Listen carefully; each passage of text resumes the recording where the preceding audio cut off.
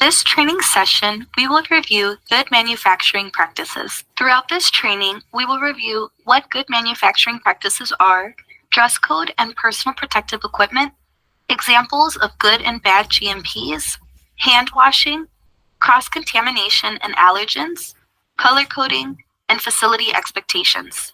Good manufacturing practices, also known as GMPs, are a set of regulations and guidelines mandated by the FDA that ensure products are consistently made and controlled to quality standards in food manufacturing facilities. Training is part of GMP requirements. There are various benefits of following GMPs, including customer satisfaction, manufacturing compliance, and continuous improvement. Having GMP rules set in place also help improve employee health and hygiene, appropriate attire, operating procedures, sanitation, pest control programs, facility maintenance, and building and ground maintenance. It is important to follow GMPs as they help maintain food safety during the shipping, receiving, processing, and storage process. Let's review the dress code and personal protective equipment, also known as PPE, while in production and warehouse areas. Everyone is required to wear pants that have no holes and cover your ankles, long-sleeve shirts, and closed-toed shoes that are designated for work use only. Personal belongings and street clothes should be stored in changing rooms. Everyone is required to wear smocks, hair nets, beard nets, and gloves when in production spaces.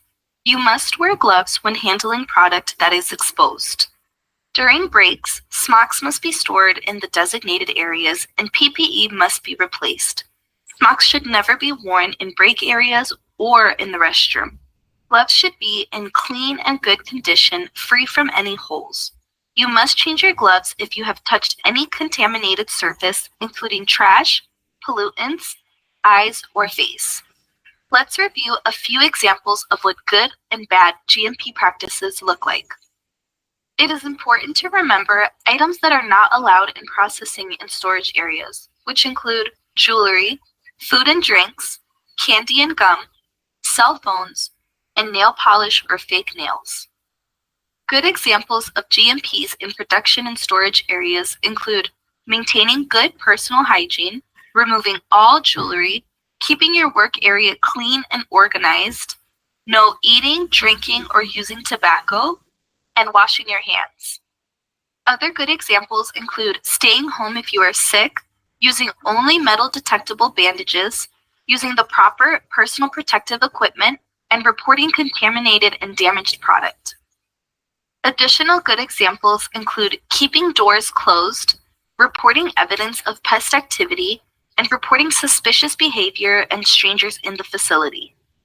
Examples of bad GMP practices include wearing jewelry, using your cell phone, and chewing gum. Next, we will review proper hand washing techniques. Follow these 5 steps to properly wash your hands. First, wet your hands with clean, warm water. Then, with soap, lather your hands by rubbing them together and ensure to cover all areas, including the back of your hands, between your fingers, and under your nails. Next, scrub your hands for at least 20 seconds. After the 20 seconds, rinse your hands well under clean, warm water to remove any soap. Lastly, dry your hands using a clean towel or an air dryer.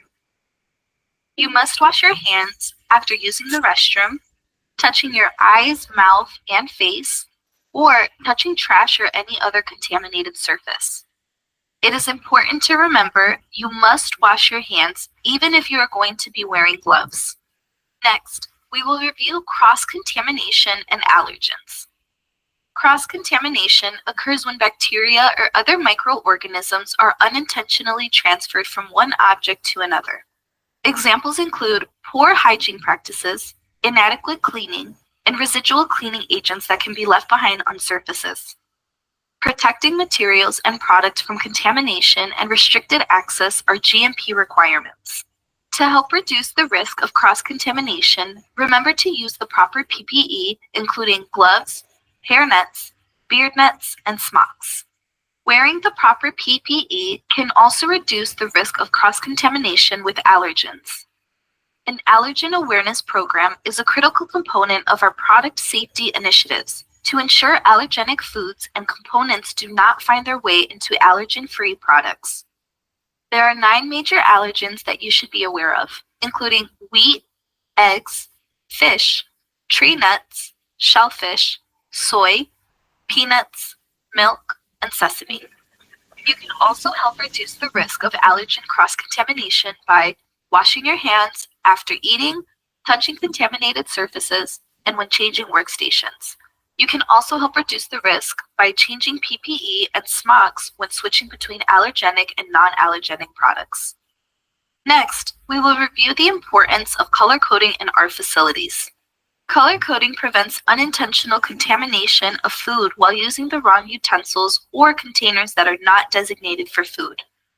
Color coding also helps identify employees assigned to certain tasks and identifies visitors in our facilities. At U.S. Spice Mills, we utilize a color coding system for tools used for cleaning. Failure to follow this system will result in cross-contamination. Blue plastic brushes are used for food contact surfaces and dry cleaning only on screens, inside the hopper, inside blue drums, and these brushes must be stored in production rooms at the designated stations and must be cleaned after each use. Red plastic brushes with white handles are used for non-food contact and mill surfaces only. These brushes can be kept on the floor in the designated stations. Red plastic brushes are used for non-food contact surfaces only. These brushes must be stored in designated stations and must be cleaned daily after each use. White brushes are used for food contact surfaces only. These brushes must be stored in designated stations and must be washed in a sanitizer solution daily after each use. Gray buckets are used for non-bleach sanitation purposes. These buckets should not be used for mops. They must also be cleaned daily after each use and stored in a designated station. Yellow buckets are used for bleach sanitation purposes. These buckets should not be used for mops. These buckets must also be cleaned daily after each use and stored in designated station. Next, we will review facility and warehouse expectations. It's important to remember to keep evacuation routes, emergency exits, fire equipment, and first aid stations clear. Make sure that drawers and doors are kept closed at all times. Be sure to dispose of trash immediately and in a correct manner. Do not put material on the floor or expose product to standing water. Our facilities must be kept in a condition that will protect against the contamination of food. The immediate surroundings should be free of trash and waste materials to prevent the harborage of rodents and insects. Standing water caused by water leaks can lead to bacteria growth. Water leaks should be reported to a supervisor and fixed immediately. Wet and/or dirty rags and mops can lead to bacteria growth and increases the risk of product contamination. Open drums, as seen in the photo, also increases the risk of product contamination, so be sure to close the drums when not in use. Trash should be thrown away in designated trash cans, not on the floor. Trash bins should not overflow and must be replaced once full. Boxes that contain product or will be used for product should not be on top of the trash can or near the trash can. Machines and equipment should not be used for storage. It is also important to keep food contact and non-food contact carts clean and organized. Carts should not be cluttered with other materials and tools. If you witness any suspicious activity, notify your supervisor immediately. Suspicious activity includes finding foreign materials when processing or packaging.